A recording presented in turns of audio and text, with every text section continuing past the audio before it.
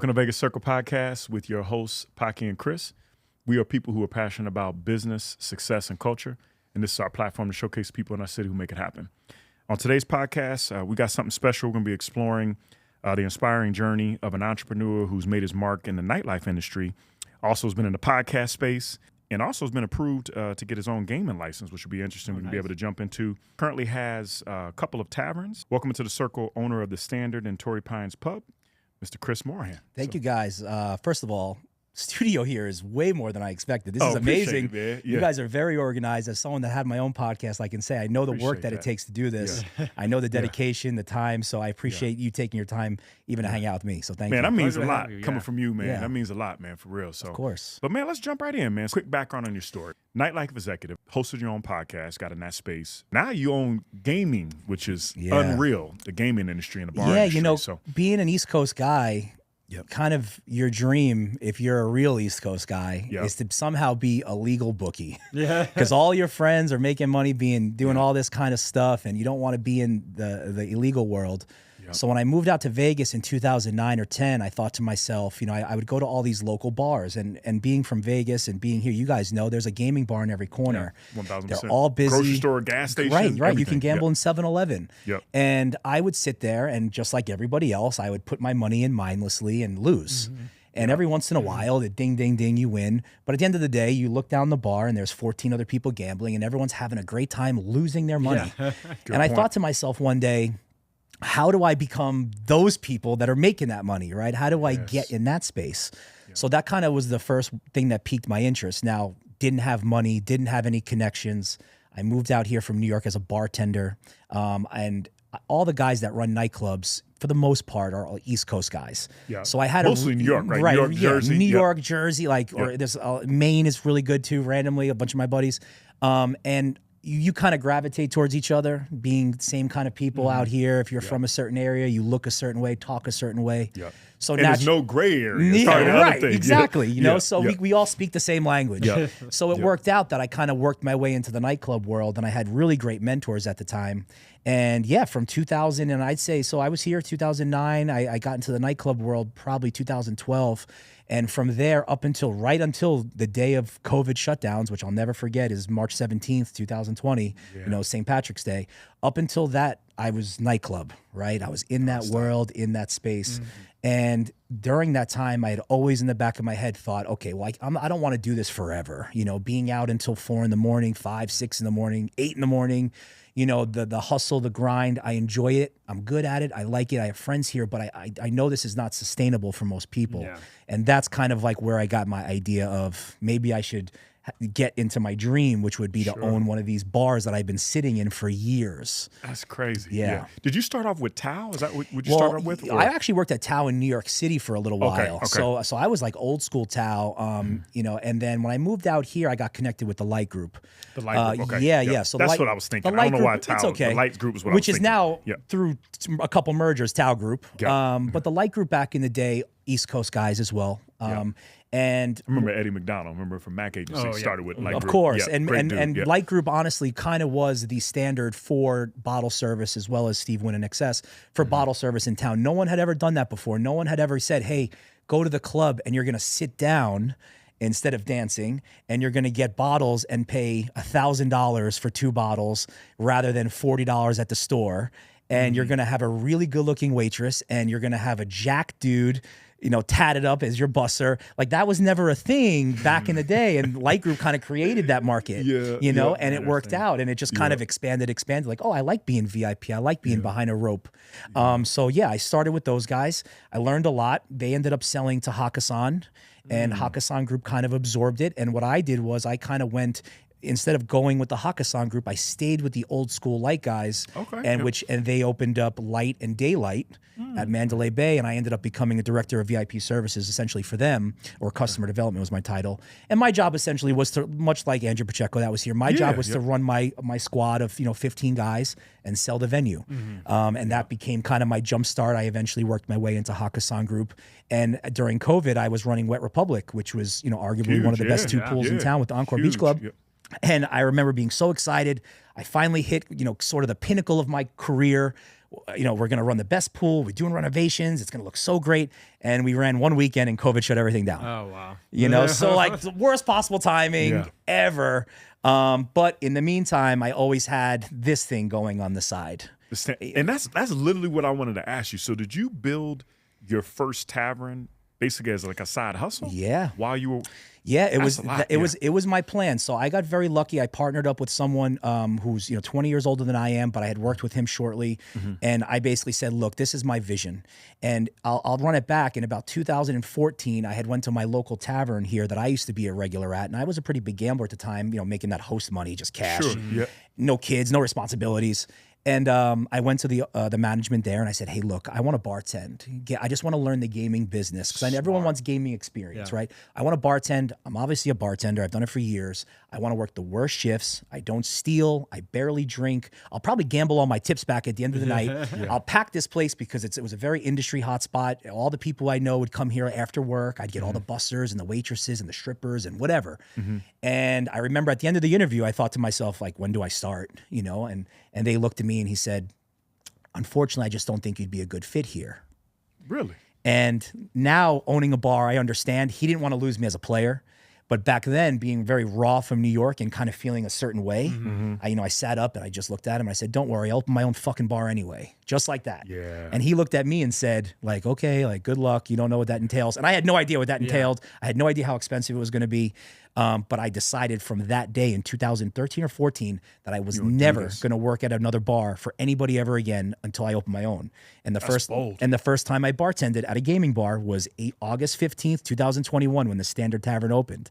So from that time, that 6-7 years was planning, saving, pitching my friends, family, all that. I didn't grow up wealthy or anything. I didn't have mommy and daddy's money. Helped me out a little bit with certain things, but by no means did they like, "Here you go, here's a blank check." My partner's not super wealthy, so I grassrooted a lot of these funds. And honestly, I think years of doing really good business and years of being honest and responsible and caring about people first, people trusted me. And you had a network. And I had a great network, correct. Yeah. But these people trusted me. They said, "You know what? We're not even investing in this business because we don't know the business. We're investing that you're going to do the right thing." And of course, my number one thing in any of my business ventures is I don't want to let you down. I'm more worried about my investors who might only own 5%, 10% than I am even about myself because they're trusting me, right? And that's a big deal, trusting someone with your money. So that's kind of like how it all started. So it was going on, being built in the background. COVID happens. So I ended up, Hakkasan Group kept me on for a while, but eventually there's no money coming in. We got to cut some of these guys. So I ended up getting cut, with the promise of you could have your job back whenever the world opens. But I decided like, hey, look, I had a little girl. I was having another little girl on the way. I'm like, I got to save my business. So I decided instead of this being my side hustle, like I'm going all in, right? And I'm going to do the operations. I'm going to be the general manager and the owner, and I'll bartend. I'll mop the floors, whatever it takes. I'll figure it out, and I have never been a business owner before. This is weird. I got all of a sudden pay payroll. I all of a sudden got to do ordering and, the internet's out. What do I do? And blah, blah, blah, blah, blah. So it ended up becoming a massive project for me, but it worked out. It worked out. That's it awesome. worked out. I was gonna ask, how do you that translate? Going from the network side of being an executive and nightclub. Obviously, there's a lot of similarities between that and a bar, but obviously vastly different. Like you said, you have to start worrying about payroll. How do you set it up? How do you? It's on the fly. And you're a firefighter. You're a babysitter putting out fires literally every day. And I swear to you, my favorite. My favorite clip on YouTube ever, and I watch it once a month. I might post it once every 2 or 3 months on my Facebook and my Instagram just to remind myself, is Teddy Atlas in the corner with Timothy Bradley. I don't know if you guys are familiar. I remember that. But he's in the corner. Teddy Atlas is one of the best boxing trainers of all time. Timothy Bradley, great American boxer. And he's in there with him, and he's like, "We are firemen. We live in the fire." And Timothy Bradley is looking at him like, "I'm ready to kill somebody." And he did. Right? He did. Won that fight. It was such a moment, like you said, like that's what it is. You're in the fire. And if you're not ready for it, and if you're not prepared, you're going to get burned. And eventually 100%. All business owners go through it. I think the first time around, if you're not failing, if you're not making mistakes, then you're not doing it right. You're not trying enough. So a lot of trial and error, a lot of things I wish I can go back from. But as far as the question, I think it translated great. I'm not a natural leader, I don't think. I think I'm a natural hustler. So like if you give me a task, I would rather do it myself. So it's very hard for me sometimes to lead people. And I've learned from some of the most amazing guys that have said like, let's do it this way, or like, this is the way to manage people. This is the way to manage expectations. This is the way to manage business. And thank God for those guys, because if it was up to me, I'd go crazy. You know, but like you can lead them by showing them. Exactly. It's a little different, yeah. Right. Yep. So I've learned a lot, and I'm learning every day. I mean, I read more leadership books. I listen to audio tapes, even on the way here, right? Yeah. I listen to Tony Robbins. I listen to Alex Hormozy. Like, I listen to all the same guys we all do. You know, Goggins gets me fired up. And what's the common denominator with them is they're leaders. They're true leaders. Yeah. And not everybody has that. I think it's a skill. They don't care what people think. Yeah, and that's it, right? That's the biggest thing. Right. They just say, this is what I'm doing, follow me, and it always works out somehow. Yeah. So I mean, I think it translated great. I think that, again, learning on the fly has been my biggest strength, where, okay, I made a mistake, admit it, I made the mistake, it's on me. Yep. I have to own it, and now next time I won't do that. Maybe I'll make another mistake, but at least that first one won't be there anymore. Yeah. So it's been a process, man. It's been awesome. And you're kind of like putting all your eggs in that basket, though, because, you know, going from that, you know, secure net to be able to work in that environment, having to like jump all in, that must have been nerve wracking. How did that experience? Yeah. I mean, you got family guys, right? So you get 100%. it. You got to pay the mortgage, and your kids got to eat and all this. So it's not just about you anymore. Where if I was by myself, I'd figure it out. The biggest thing for me was, I knew that gaming in Las Vegas is the heart of this city. Now, you could tell me every other business you want, restaurants, this and that. I've done it all. I've worked it all. The gaming is what keeps the lights on. It's why the chandeliers and the carpet are nice. So I knew that I was going to have a gaming license, and I got approved. And when I got approved, they had told me that I was the youngest tavern owner in the city. That was what I wanted to ask you. So that's true. That is true at the time. Wow. That it wasn't passed down through family, right? Because a lot of bars pass them the licenses down, which is whatever. But I was the first and the youngest. Well, the youngest. Can you mind me ask you, what age were you? I was 35 at the time. Damn. Okay, so at the time, I was the youngest licensee. And they had even told me, like, they looked at me kind of, you know, this is an older man game. This is guys and women. It's like $500,000, isn't it? To get a gaming license? The lawyer fees, it all racks up. You're looking to build a bar, licensing, and the background check, the stack of papers this big. They go back 20 years, personal, residential. They'll call your brother, your mother, your grandma.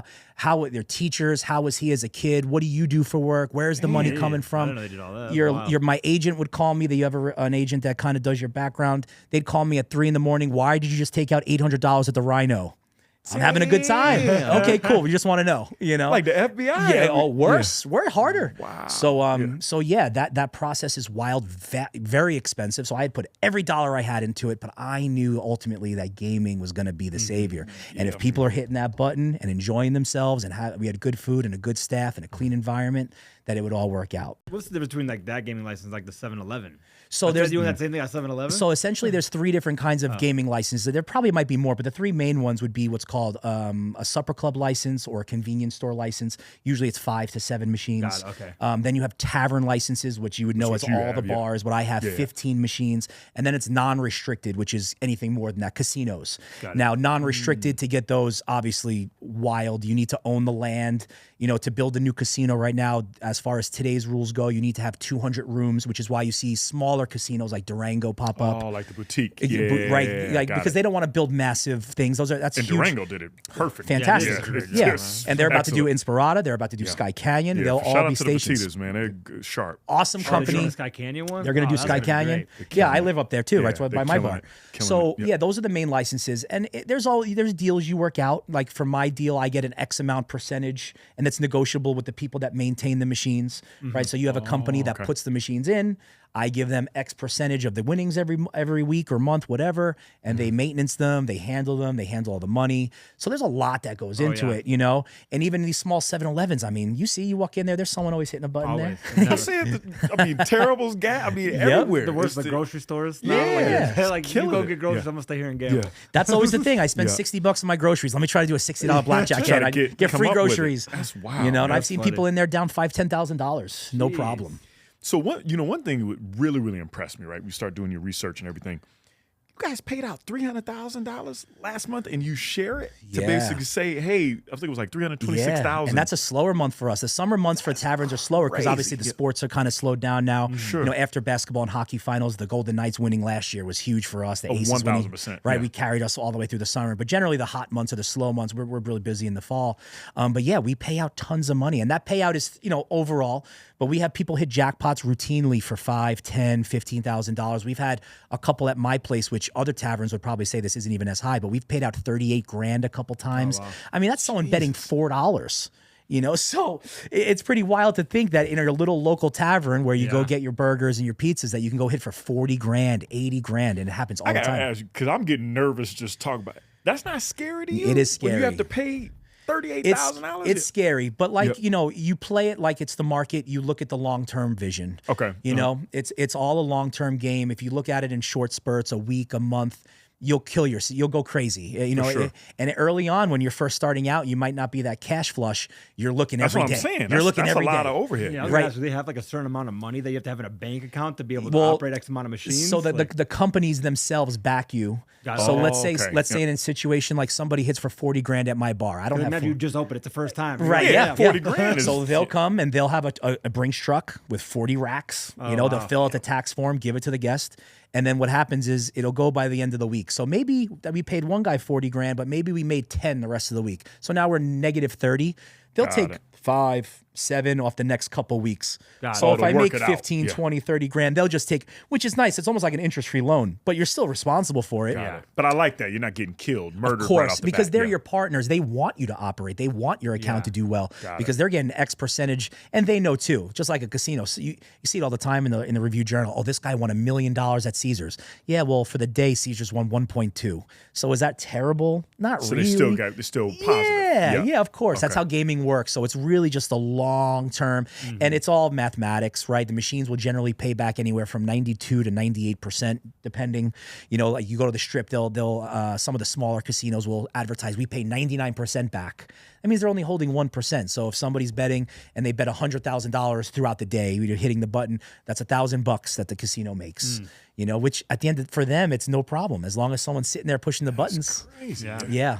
I don't gamble, so just thinking about how that works is just I don't gamble, unreal. I lose. Yeah, you like gambling. Yeah, I know, I lose. Yeah, you know, that was one decision I made. Like when I moved to Vegas, I've been here since 2007, so 17 years now, and I was like, I don't even want to learn. Yep. Like, I don't know anything about best it. thing you can do. I try my best. Yeah. And the worst thing that happens if someone like you, the worst thing to happen is if you win. I already know. That's what happens, right? That's the first hit. And it definitely takes a certain, you know, people always ask me this too, like, do you battle morally because you know sometimes someone could be in there losing their mortgage? You're reading my mind right now. That's literally what I was going to. Yeah. Do you feel bad about that? Like, because people got I mean, we all got problems, of course. Right? All of us, of right? course. You know, but do you feel bad every coming there every single day? You know, I sympathize, but I don't feel bad because I've also been there. Like I'm a gambler. So real. there's been nights I've been at Bellagio and I've dumped 10, 15, 20 G's, you know, in my younger days. And I think to myself, do they really care about me? You know, no, they don't. And it's entertainment on a certain level. And as you get older, and hopefully as you go through tough times, you kind of realize, okay, well now I'm going to make it entertainment. Are there people that struggle with it? Yes, there are. We do our best also to kind of recognize that. So I will it's probably not the best business practice in the world, but for karma purposes, I'll talk to someone and be like, hey, you're good. You're right. Are you okay? Do you need anything? And most of the time people, they're not going to tell you, but they'll say, okay. But for me, at least I'm checking in. And at the end of the day, they're going to go gamble somewhere. We at the Standard Tavern, for example, we've got probably more bars within a 2-mile radius than anywhere else in the city. I can name you 12, 13 bars in that area. So if you're not going to go gamble with me, you're going to go gamble somewhere else. Yeah. Right. So what can I provide? Hopefully good food, hopefully great service, a clean atmosphere that you enjoy, some smiling faces, some laughs. And at the end of the day, there's also people there that smoke me, that hit for 10 grand. Yeah. So it's like those guys don't feel bad for me. Not at all. Not at all. They don't feel bad. Not at all. And it's all fun. Yeah. So it gets tough sometimes, but again, do I feel morally obligated to everyone? No, I can't. It's business too. It's business. You got to run a business. I get it. Right. Apple doesn't feel bad. I pay $1,000 for these things every couple years. No, they don't care at all. I try to get myself in that mindset because if I worried about every single person individually, I would, there's no way you could be in this business. You just couldn't. And it was no different than the nightclubs. If I'm selling somebody a $20,000 table, and I know that, the night's going to be fun. They're going to have a great experience, but is it worth it? Yeah, I don't think it's worth it. No. You're selling real estate now. Literally in the casino, like you talk with Ace and Jay Sean. Yeah, it's all real estate. Yeah, and then when the lights goes, get out. Yeah. And what's 100%. The host job? Jay Sean, Andrew, all those guys, and our relationships was, hey, how can I just make this experience where I know you're spending more money than you probably ever spent in your life, but how can I make this at least a little softer, better? Sure. And it's no different at the bars. Yeah, same stuff. Real. And you kind of touched on it a little bit, like the competitive nature of the industry in Vegas. Like I said, we're ran on gambling. Yeah, a lot of drinkers here, a lot of good food, and a lot of competition. How do you, when you're opening a bar, I think that's the part that would scare me the most, right? Is the amount of competition with this type of industry that we're in, right? Like, how have you navigated that and separated yourself from that competition that's all around you? The Vegas tavern scene where I'm in now has shrunk a lot. A lot of the bigger companies, the PTs, the stations, casinos, even the Jet Gaming, which is Terrible Herbst, those guys are now entering the tavern space because they know the value, right? So they're starting to buy up all the independent guys like me. Now, a lot of people would be scared of that because that's like owning a Burger Shack and then McDonald's opens on your corner, or Burger King, right? So it's a little scary. Their marketing is way better than yours. They have so many employees that can do this and that. Meanwhile, I'm the marketer. I'm the social media guy. I'm this, right? You just can't compete. So I look at it like it's a positive, and I spin it off like, hey, look, when guests come in or I'm talking to somebody, you can definitely go to a PT's. I think there's like 70 or 80 locations. You can go gamble at a Dottie. You can go gamble at a Dottie's, right? Whatever. Yep. But I'm a family-owned business. You have a big mural in there. It's family-owned. The A and the standard with the heart is my daughter Audrey. I keep up, man. So I try to make it a little bit more. I try to hit people's emotional side. Like, would you rather support the big company, or do you want to come here and then I can give you a little bit more love? I can give you some T-shirts. I can throw you some Golden Knights tickets on the side to help. If you're losing a little bit of money, I'll just give you my tickets, or I'll give you a gift card to your favorite restaurant that maybe isn't even here. I just want to send you and your husband or your wife somewhere nice. So that's kind of like the edge that we have, where those guys can't. Right? They're hamstrung by their corporate rules. So that's what I try to do. What can we do better? Sometimes a little edgier in certain things. Maybe our social media can get a little edgy. However I have the advantage, I try to narrow it on that, because that's the only way. You're never going to compete with the big business otherwise. And then the end goal for most of people like me is get 3, 4, 5 of these things, package them up, and then go, hey guys, do you want? I was going to ask you, is that the long-term goal? Is it exit, or it's always an option. Okay. Myself, I'm 39. My partner is he's 60 now, I believe, and a partner, another one, is in his 50s, and I think they probably have that goal more than I do. Sure. Because I can work another 20, 30 years and be comfortable. And I have young kids that maybe I'd pass this down to, and I'd like to create a legacy. For sure. At the same time, cashing out, that's why you build a small business, right? Is the cash out. Yeah. So I play it by ear. I'm only 3 years in on the first bar. We just took over the second bar yesterday. That's the Torrey Pines. Yeah, Torrey Pines Pub. Congratulations. Thank you so much. Yeah. So long-term vision, we'll kind of see how it goes. It really depends on the market. Rents are getting to be crazy. Food costs, like you guys go to the supermarket, it's no different for me. Food is crazy expensive. Labor's getting more expensive. If things keep going in that direction, which I don't know how long it can really sustain, then eventually, a sale might happen. But for now, I love what I do. Being my own boss and employing people in town is probably my favorite part of it. Yeah. One of the things I noticed, like, of all the business owners we interview, specifically restaurants, man, or franchises, right? How do you feel about, like, or what do you put in place, like, for the structure for stealing, right? Because theft, everything goes out the back door. Yeah. So, like, what do you put in place to be able to make sure that you're solid? Honestly, I think it starts with hiring. Okay. I think hiring and training is the most important. If someone wants to walk out of my restaurant with a steak in their pocket, they're going to do it. 1,000%. They're going to do it. Or they're going to give it to whoever it is. Right. Yeah. However, and stealing in the restaurant world can be defined in multiple ways. If you give somebody extra silverware and napkins at their table that they might not use, is that stealing or negligence, if you want to call it, right? So, so I have really good things in place where I say, okay, guys, let's not try to throw away the forks today. Let's try to make sure napkins, the guests have what they need, of course, but let's not overdo it. And as far as like blatant theft, they always get caught. And I've learned this, and I've been in food and beverage for 20 years. I'm, more than that, 25 years almost. And at every level, the snakes show themselves in the grass. And it's and when you find it, it's about building a culture to say, and you don't want to build like rats and snitches, but I have people that care about me so much at my job where they'll call me and say, hey, and just using a name, hey, Steve, he's not doing the right thing. You should keep an eye on it. And if I've got those people working with me and for me, then I've done my job, you know, and I can't sweat the small stuff. There's always going to be theft. The good thing about gaming, which kind of separates gaming from everything else, is once you put that money in the machine, that's gone. I can't touch it. My managers can't touch it. My staff can't touch it. So if somebody goes and puts $100 bill in there, can't get it back. That's on you. They're not getting it back. That cash is there forever. So what's the worst a bartender can do? Give a couple extra drinks.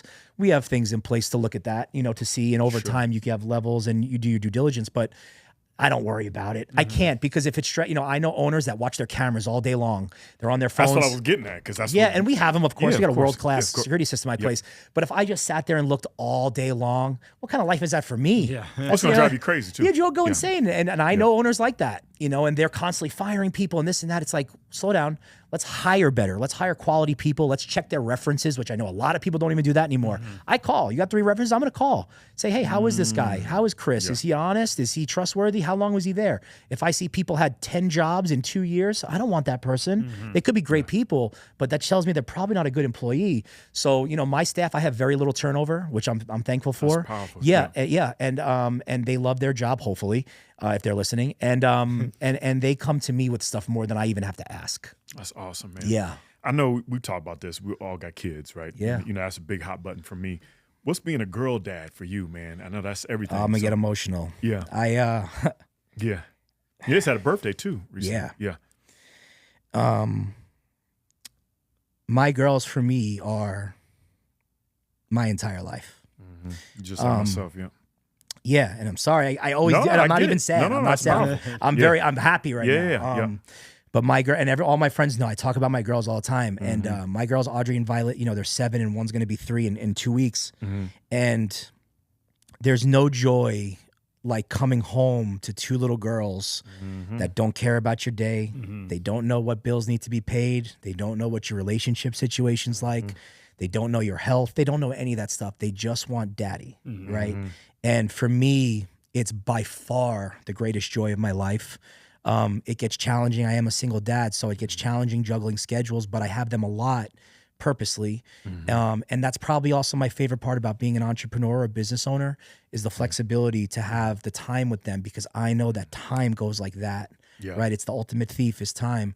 And being a girl dad is amazing. Like learning how to braid hair, and my daughter's gymnastics school is that one right across the street from you guys. Oh, that's awesome. So I'm there, you know, once or twice a week, or I try to get there as much as I can. I go to all the dance recitals and everything, or the cheer competitions.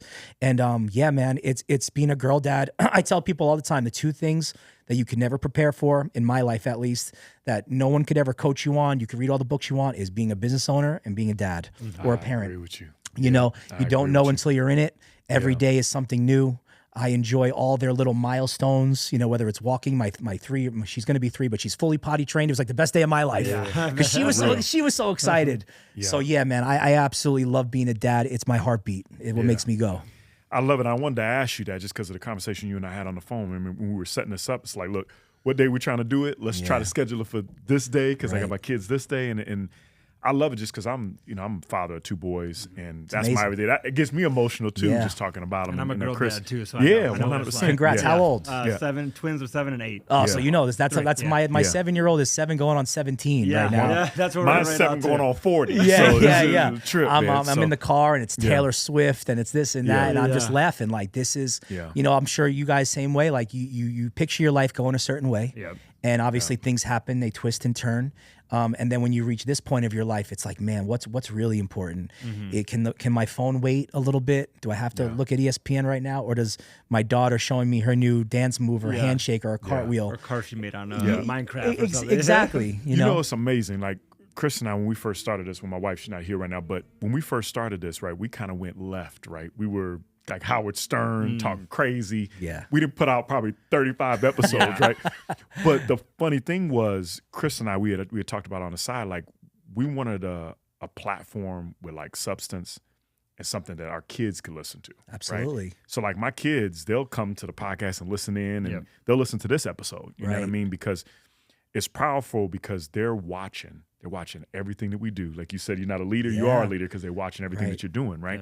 I was watching on YouTube. I walk around sometime, they're watching the podcast on YouTube. And what's going on here? My kids do it all the time. They're paying attention to it. They pull it up and they learn so much for it. But I appreciate your transparency because people need to hear that. They need to hear single dads are still kicking behind and doing what you're doing. You know what I mean? And you're at the recitals and stuff because it's motivating, man. Yeah, and I grew up, my parents were blue collar. My mom was a stay-at-home mom of 4 kids. I was the oldest. My dad growing up, I didn't meet my biological father until I was 31 or 32. Oh, wow. But my dad, who I call him my dad, he's essentially my stepdad, but he raised me, UPS guy, so up at 6 a.m. in the New York cold or the New York heat, home at 7 or 8, has to be back at work early. So I saw what real hard work is like, and I saw my mom, what a real mom was like, and she's fantastic. My parents are actually here this weekend. That's awesome. Amazing having them here, right? And I saw and I learned from them, you can still be compassionate and stern, and you can still be hardworking. And my dad, for all the stuff he did on the weekends, was at my basketball games, at my soccer games, at my lacrosse games, as best he could. So I think of it now like, I have way more of a luxury and free time than he ever had. What's my excuse? Am I busy? Can I skip this dinner with my friends at Catch? Do I have to go to Carbone this weekend to see my boys in town? So what's important? Right. Yeah. And they all understand. My friends know, right? And I understand. If you were to tell me, hey, I got some of my kids. No questions. 1,000%. Right? 1,000%. Dads get it. Now, some of the people that I'm friends with that don't have kids, they're still Peter Pan at 38, 39 years old. They might not understand. You really don't. Of course, right? Hey, my daughter's got a fever. I'm going to stay home. What do you mean? It's a fever. Yeah, but it's my daughter and she's crying and she needs me. She needs dad. So, yeah, man, I agree. I think it'd be great to see more men show up for their kids. 100%. And I see this at these cheer events, right? There's not many dads there. And I get it. I trust me. If anyone gets it, I get it. I try to show up as much as I can within reason. If I'm not working, that's the only reason that I would, if I don't have like a pressing issue at work, it can wait an hour or two because the face of your kids seeing you at these events or school events or whatever, it's priceless, It's on the I'm in that, whether you want to call it corny or not, I'm in that own your moment, situation. So I get it. 100%. And it's something I had to learn because I think, naturally I'm pretty selfish. I like doing things on my own. I like just chilling. I like just hanging out. If I got free time, I want to catch up on Game of Thrones or watch Sopranos for the 10th time. But it's like, to get your sanity back. Of course, I like that kind of stuff. And there's a time and place for that. But like you guys know, man, it makes me smile every time. When my girls see me, it's nothing better. Oh my God. Nothing better. Yeah. I wanted to ask you, mentorship's huge, for all of us, I would assume, especially for me. But what's been a pivotal moment for you? Or, I know you've got mentors maybe on the business side that have, partnered with you. But what's been a big impact for you as far as mentorship or coaching to be able to help you now? I think this is kind of a newer thing for me. Something as you get into business more and get a little bit older and need more help and you have more questions, right? Because you don't know what you're doing. For sure. Fatherhood, business, personal life, whatever. Sure. I have distinct people in different sections of my life. So as an example, I have a friend that lives out here. If I go through hard times, whether it's relationships or whether I'm struggling with my own, whether it's depression or anxiety, whatever, I go to him. We're in the gym together. We're in the gym. We're in the gym 4 or 5 days a week. And it just gets it all out, and that's my guy that I go to. If I have business questions, I got a guy that I call that answers the phone all the time, any day or night. What do you need? No questions, no nothing. What do you need? And then as far as fatherhood, I've got a good group of guy friends that have been through it. They either single dads, either divorced or whatever, and they understand the struggle sometimes or like the emotions that all go through with all that. How do you handle different things? And I call them, and they're on it. And I think that is so important for people. And really just being in touch with and being self-aware, not trying to put everything on your shoulders all the time. Because like, you got blind spots. Of course, and sometimes when someone says something to you, it clicks. And I think with the social media stuff now, it's even better because you can literally go on Instagram or YouTube and Google, dad, depressed, divorced, business owner, and there'll be someone there giving you some great advice that you might not have had before. Or a group of people to talk about. Right. And it's like, holy crap, you're getting introduced to all these things that you previously didn't have. And that's the power of technology I like. Me too. What you're talking about right now. Me too. Yeah. And I just look at it like, how many tools do you have in your toolbox? If you can make yourself ironclad and you can build yourself up in all these different areas and you've got people, which I have great mentors. And honestly, it's almost like the Alcoholics Anonymous program, right? Where you have a mentor or a sponsor, and then eventually you become that, right? And I'm seeing that now, where I have life into people, I have young guys that I know that from the gym and from random places that I've been to, and they reach out to me because maybe they're having their first kid, or maybe they want to, or maybe them and their girl split, or maybe they're trying to open up their own business, And I'm more than happy to sit down. Hey, I got 15 minutes. Let's start to do it. And I think that feeling of giving back a little bit, and look, I don't have all the answers, but I might have the answers that they don't have. And I think that feeling of giving back has been massive. So mentorship. You get energy from that. Yeah. Just from talking with people. You know what I mean? Just learning, what those blind spots are. Yeah. Like when was I'm curious for you guys, when was your first time where you looked at maybe a non-father figure, not a non-family member, and said like, I want to be like that, and they actually helped you? I'm sure you have it. I will never forget it. Mike Popovich, a friend of mine in Colorado, and I never forget, just because one thing he said to me, I'll never forget. I've been with my wife 20 years. Congratulations. He was like, That's I amazing. appreciate that. He was like, if you're not fighting with your wife, you're lying. And I respected that so much from somebody that he told me straight up. He was like, everybody has problems. Excuse my language, but they're full of shit if they don't have happy-go-lucky. Yeah, that does not happen. The Instagram couple. Correct. Always Yeah. But he gave me a lot of tips, and I'll never forget on that. And he was very successful business-wise. Perfect. So it was, Awesome. I'll never I forget always him. look for people that, are doing it right. Like the parents that you think are doing it right, taking the people, being there for their kids. And like you said, you find those people and you try to ask them those open questions. 1,000%. Like, I'm dealing with this issue. So Yeah. I've had a lot of coworkers over the years that I've respected and learned from. And I think that when you start talking to people on that level, they open up to you in a way that you might not have thought. Oh, yeah, totally agreed. You're like, hey, how's your marriage? And, honestly, like, if you have that kind of relationship, how's your relationship with your kids or your wife, or what's going on at work? And most people will tell you. And then you're like, oh my God, I'm going through that too. And we're all right. And no one, or they don't feel comfortable telling you, And it's like, once you break that, especially as men, right? Because listen, I'm a dude. Yeah. I don't want to sit here and be soft. I don't want to sit here and cry at a table with my guys. But at the same time, if my boy's struggling, we know the suicide rates of men, especially single businessmen, is ridiculously high. I don't want to have to one day look at my friends and say, I wish you would have called me. I call my friends. I actively, and my friends call me. Hey, what's up? How you doing? Yeah. What's going on? How's everything with Check this in. situation? Yeah. How's business? How's life? Yeah. What's going on? And that's so important. And I think that so many people shy away from that. But I think the power of social media, it's been helping. And platforms like this, it's been helping, where guys because women do it all the time. Yeah. They sit there and they tell each other their feelings and this and that. And it might be a different level. But for guys, it's like just checking in. And it means a lot. Yeah. It's that locker room, man. It's that locker room barbershop, of course. setup. So business advice. What would you share with somebody? You built your side hustle, right? When you were working as executive. What would you share from just one nugget of what I think should do? I get asked this a lot, and I think that there's two for me. Number one, I've seen some of your other podcasts. A lot of entrepreneurs say the same exact thing. It's build your team around you. Be able to delegate. Be able to not put everything on you. Make sure that the people around you have your best interest. Make sure you have their best interest in mind. Take care of your people.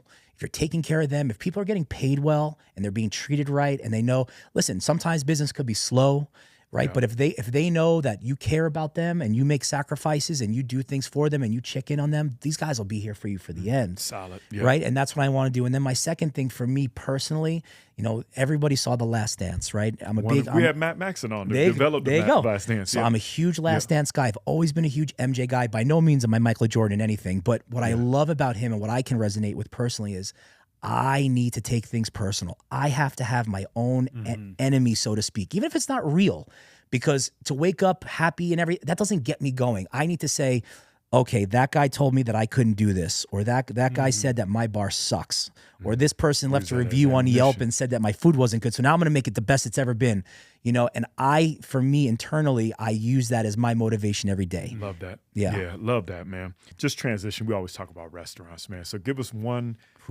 Vegas restaurant that you love. Maybe the hole in the wall, fine dining, whatever it is. I won't give the generic answers. I already know that, let me give you two. So I guess my one kind of generic answer, if I was going Italian, my spot is Piero's. Piero's is excellent. Right? Yeah. The veal chop. I just met one of the ladies we were at one of the concerts. I forgot her name.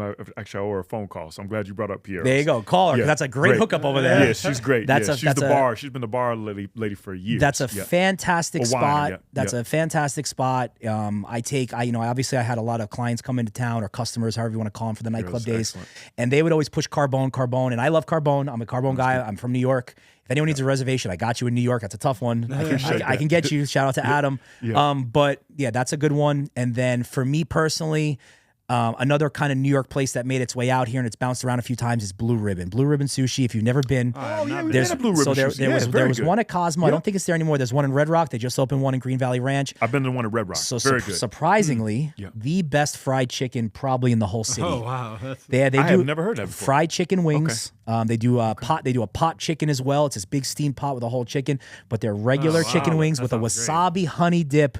Let me just put everybody on. Don't take up my reservation. I usually go on Wednesdays. Don't take my reservation, but Blue Ribbon Sushi, chicken especially, is the spot.